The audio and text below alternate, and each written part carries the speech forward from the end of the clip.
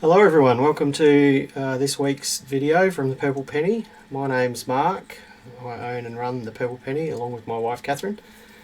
We've been here for 5 years and 4 months.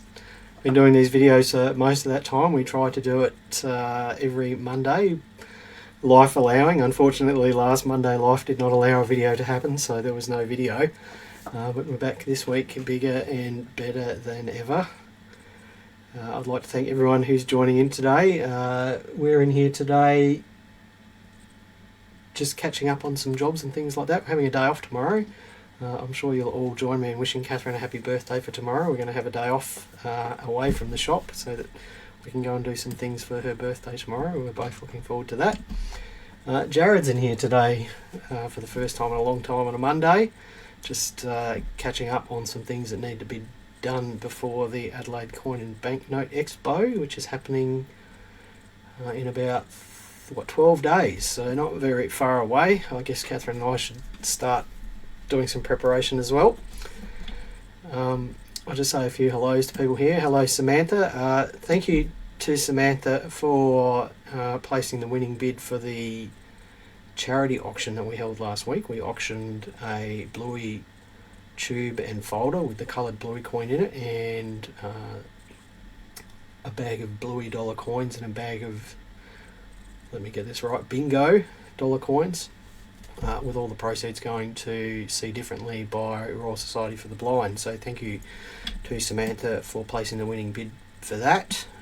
Hello Nathan, hello Ted, hello Gary, hello Peter, hello Greg, Paul, John, another Peter, and there's some happy birthdays for Catherine there. Hello Rick, hello Greg, and Pauline. Thank you everyone for joining in. So let's jump into the news here before we... So as I said, we have the Adelaide Coin and Banknote Expo coming up. Oh, hang on. What's that in the corner there? There we go. That's better. We have the Adelaide Coin and Banknote Expo coming up on October the 5th and 6th, which is not this weekend but the weekend after. It'll be open from 10 till 5 on Saturday and 10 till 4 on Sunday. Entry by gold coin donation. If you want to park in the car park out the front, there's $10 cash only fee for that. You should get parks nearby for, perhaps by putting money into the parking meters, or if you're willing to park a few hundred metres away, there is free parking within sort of fairly close walking distance. The Royal Australian Mint is going to be there. Just like last year, there'll be two entrances, an entrance on the left and an entrance on the right. The entrance on the left will be for the Royal Australian Mint, who I believe are going to have a coin swap. Don't know about that exactly. The entrance on the right will be into the general dealer area. We've got over 30 dealers this year, so do come along. It should be a great coin show. Now there is a RAM release coming up on the 3rd of October, so the Mint has gone back to their first Thursday of the month for at least this release. I don't know if this is going to be a regular thing. We've got two different topical releases coming up on the 3rd of October. We've got the 50th anniversary of Countdown, Countdown being a music show that was on the ABC, hosted by Molly Meldrum. It's a coloured 50-cent coin in a card, very psychedelically coloured as well. We've seen the design, mintage of 50,000 on those, and the release price is $17.50. And we've got our first coloured $2 coin release in quite a while. I believe this might be the first one since Vietnam. Now I've probably got that wrong, but I think it's the first one since the Vietnam release. And there's a coloured mint mark coin in a card for War Animals Remembrance. There's a silver proof coin, 7,500 of those being minted, and $85. And there's a dealer exclusive roll as well of the $2 coins. So you probably noticed that the mintages for all of those have gone up since the last time there was a release. So I believe the Vietnam coin was 80,000 minted for the coloured C mint mark coin in a card, and the silver Vietnam coin I believe was 5,000, and the rolls I think were 10,000. I can't quite No, they didn't do Vietnam rolls, did they? The last roll I think they did was the peacekeeping roll. So all of those have gone up. The prices have gone up as well. The mint will have the countdown coin, the cement mark coloured coin in the card, and the fine silver proof available through their EQL ballot system. The rolls are only available from dealers, and you probably remember that the silver Vietnam coin was probably the thing that pushed the mint over the edge with sorting out the EQL system, because many of those coins were grabbed by resellers and the prices for those absolutely went out of control, and hopefully that won't happen this time. Now, because of the nature of this release, we're not recording any interest for this release, and anything that is available will be up on our website after release day. It won't be on release day because we've got the coin show just coming up a couple of days later. So do enter into the EQL ballot for the harder to get items there, and I do wish you the best of luck. Now that just sort of rolls into the next segment here. Catherine and I have decided that on Friday October the 4th we'll be open for special hours. We open from 9 till 12 on Friday, October the 4th. Usually we're open from 10 till 4, but because this is the day before the Coin and Banknote Expo, we've decided to, I guess, just make it a bit easier on ourselves, and we'll be shut after 12, but we are opening an hour early to give people a chance to come in here, and we will be shut after 12, and obviously we'll be shut on Saturday, October the 5th as well.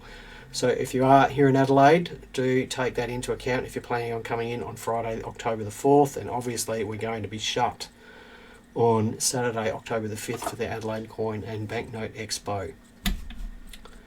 Now, let's have a look at the news.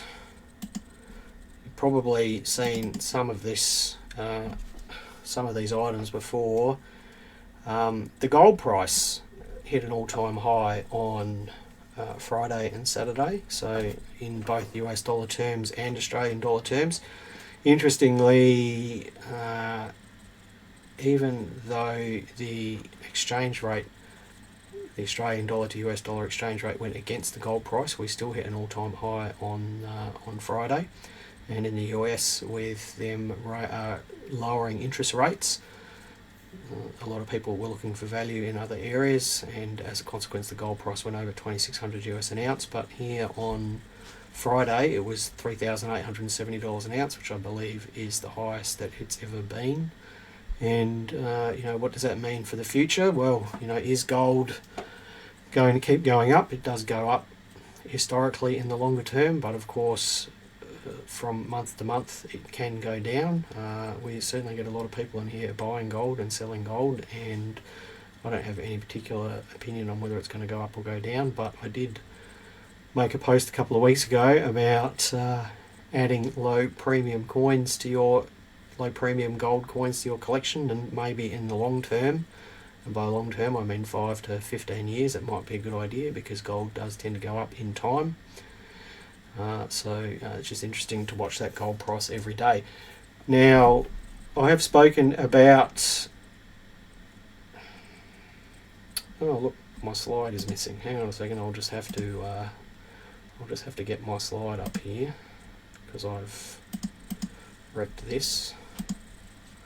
I have spoken about a metal detecting fine in the UK a few times that the two gentlemen who found it chose to not disclose the find to the British government, and either decided to keep or sell some of those coins. And of course in the UK you are absolutely not allowed to do that, because they have special laws in the UK where coins that are found, or items that are found that contain...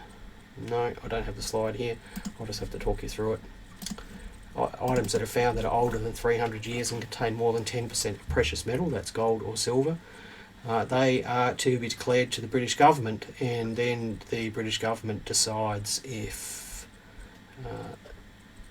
they wish to keep those coins, or whether they can be allocated to the person who found them and the person who owns the property on which they were found.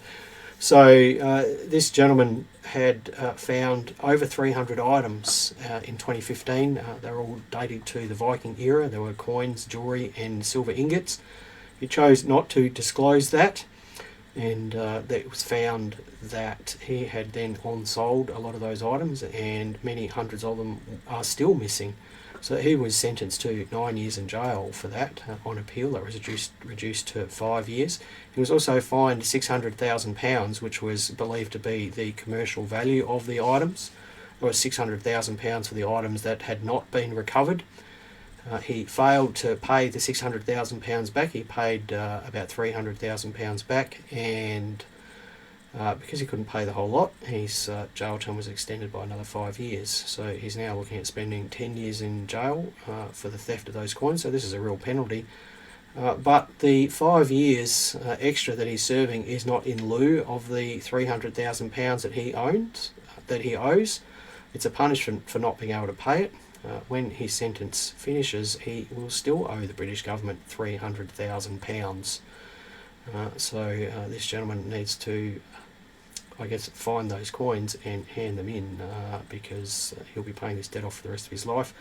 What's the British government using the money for? They're using it to compensate the landowner from where the coins were stolen, and they're also using it to compensate those who inadvertently purchased the coins off of this gentleman who's in jail, and they want to. The British government want to be able to give some money back to those people who purchased these stolen coins, which have now been seized. So yeah, don't steal coins if you metal detect them in the UK, because there is a real problem with it.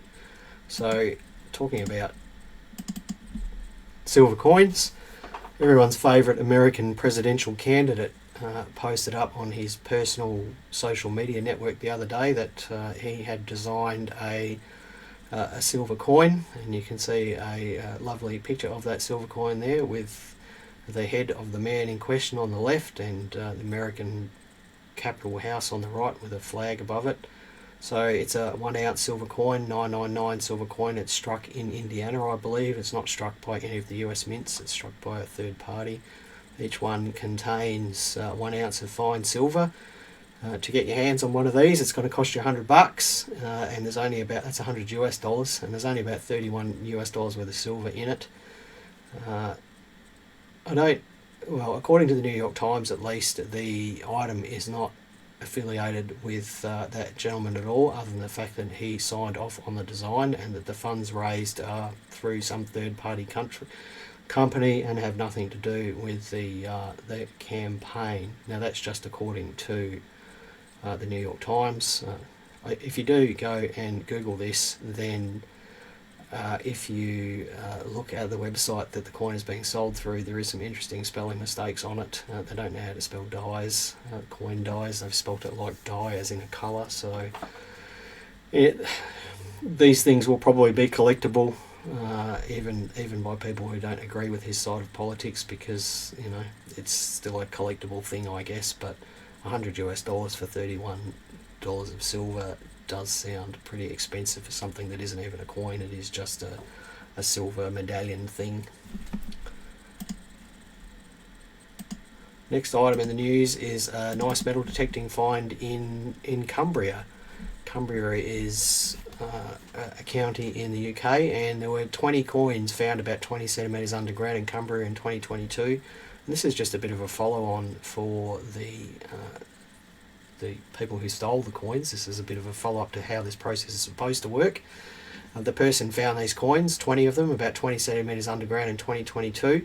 They have been declared to the Portable Antiquities Scheme, which is the government-run system for monitoring fines in the UK, and they've been assessed, and at least 2 of the coins have been found to contain more than 10% of precious metals, and that they're over 300 years old. And just last week they were declared treasure by the rather amusingly named Cockermouth Coroner's Court, and the British Museum has expressed interest in obtaining them. So the British Museum will probably end up paying for these, and the funds that are raised through the sale of them will be split equally between the detectorist who found them and the owner of the land that they were found on. And if you're wondering what the coins are, they're hammered silver pennies of the Anglo-Saxon kings of England, dating from about 924 to 955, from the kings of Athelstan, Edmund and Eadred. And that silver penny that you see there, if you actually read the letters on the left-hand side there closer, you can actually see that it actually says Edmund on it. So that's a silver penny of Edmund, who was an Anglo-Saxon king of England.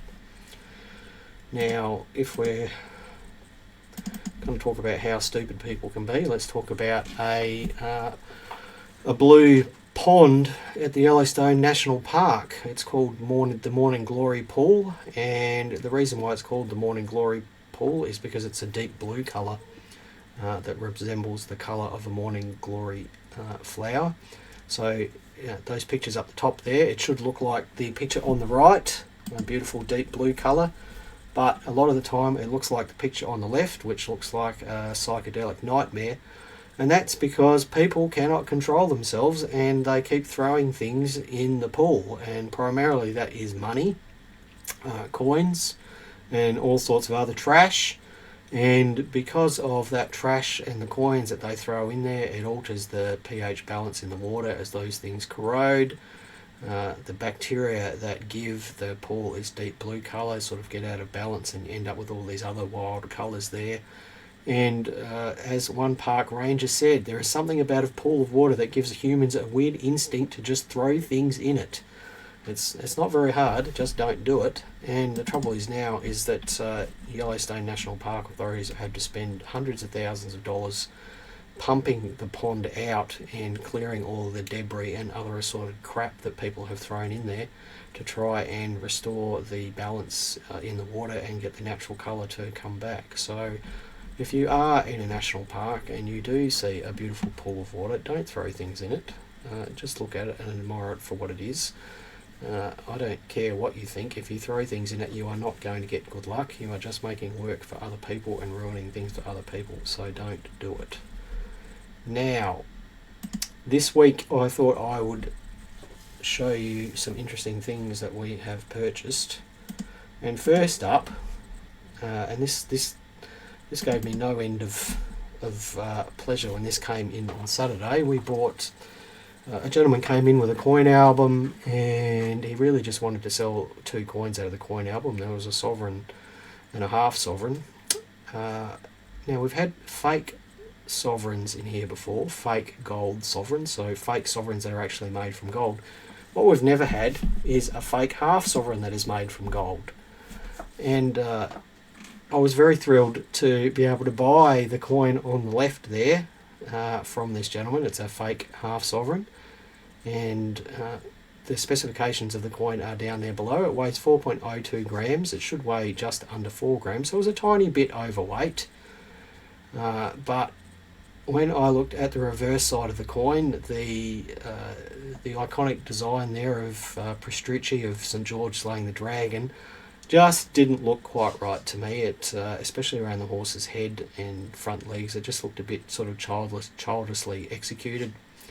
And I had my suspicions with it, so we got out our XRF, our X-ray fluorescence gun, and tested it. And sure enough, we tested it, and it was only 80% gold. What should a normal sovereign be? It should be about 92% gold. So this coin has about 12% less gold than what it should. The weight was about right, but one thing that really triggered me was just the colour of it. It was a very white yellow compared with a normal half sovereign, which you can see on the right hand side there. And that's because our gun suggested that, you know, a large part of that missing gold was actually silver, which gives it the whitish colour there. Now you might be asking yourself, who would bother making a half sovereign out of 80% gold? What is the point? Well, the date of the sovereign, it's 1892, so is it 1892 or 1893? I can't quite read it. Anyway, it's a common date half sovereign from Great Britain, and a fake one isn't going to sell for any more than the gold value anyway. It doesn't have any numismatic value, so why are these things made? Well, I believe they're made primarily for jewellery or for gifting in sort of the Eastern Mediterranean. There's a culture there of gifting people with gold coins and having gold coins in jewellery, and jewellers would make I guess, fake gold coins with a little bit less gold in them, and sell them as pieces of jewellery or for gifts for weddings and things like that. And I suspect that's exactly what this half sovereign is. So I was very pleased to buy it because we don't have a fake half sovereign, not a gold one. So it was just an interesting buy. JJ says, did the person know it was a fake half sovereign? No, they didn't. The sovereign that it was with was quite real, but the half sovereign was, I guess for me at least, it was a fairly obvious fake. We still paid him the gold value for it though, but there wasn't as much gold in it as a normal half sovereign, so he was perfectly fine with that. So interesting fake half sovereign that we bought there. The next item I want to share with you is a couple of German colonial coins that date from just prior to World War One. The first one there is, and this is a coin that I hadn't seen before when this came in last week. It's a 1919 10 cent from Kiao, which was the German name for the port of Tsingtao. Tsingtao was a Chinese port that was ceded to the Germans in 1898. China, around about that era, had a very tempestuous relationship with European powers.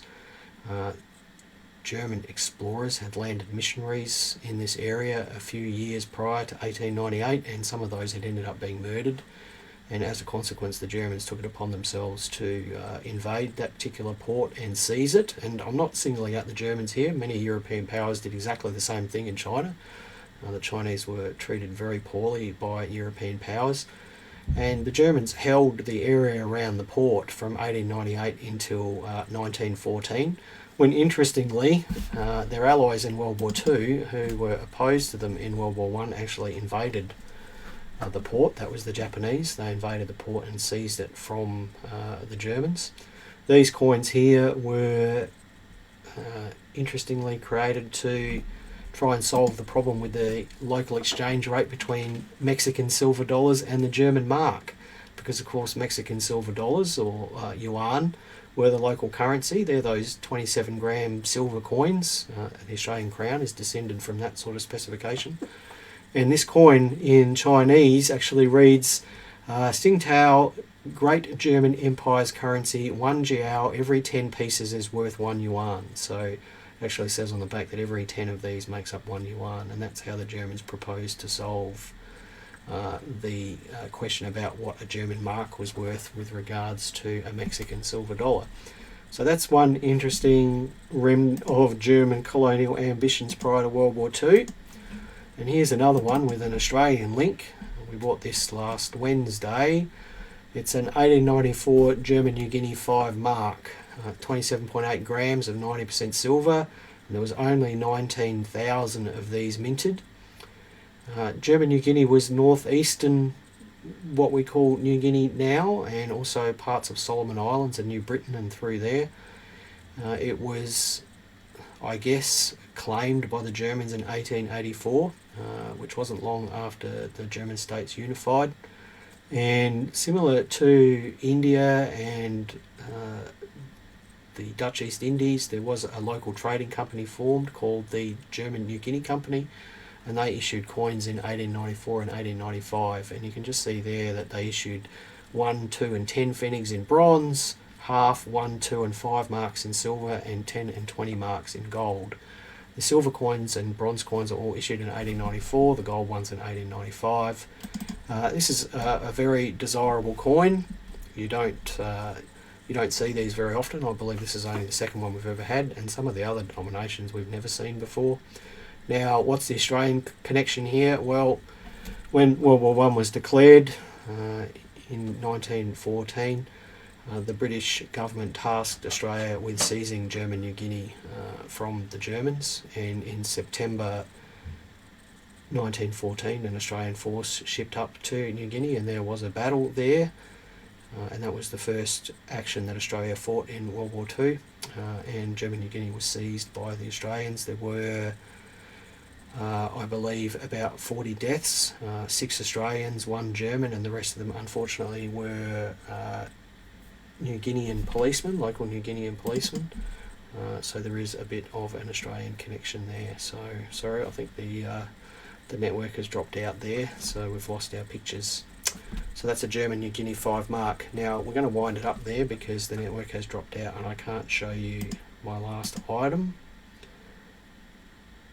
So we'll just wind it up there. Right, next Monday is the last Monday of the month, so we will have our usual question and answer session. So if you are going to take part next Monday and you have any questions that you want me to answer, please send us a Facebook message or give us a call or send an email or a contact form message through our website, and I'll do my best to answer those during the session. Thank you everyone for joining in today and watching today. It's much appreciated, and we'll see you the same time next week. Bye for now.